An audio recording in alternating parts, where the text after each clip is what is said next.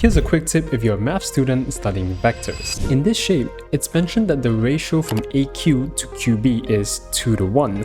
But what does that mean? Well, it means that the length from A to Q contains two portions that make up this vector called T, and the length from Q to B contains one portion. Since there are three portions in total, that means that the vector AQ is 2/3 of the vector T, whereas the vector QB is 1/3 of it. In this other example, we have a parallelogram, and the ratio of the line AE to EB is 3 to 1. In a parallelogram, the opposite sides are equal to one another. So that vector Q from O to C is the same from A to B. The ratio divides the line AB into 3 portions for AE and 1 portion for EB. Since there are 4 portions in total, the vector AE is equal to 3/4 of Q and the vector EB is 1/4 of Q. Follow me for more math tips just like this.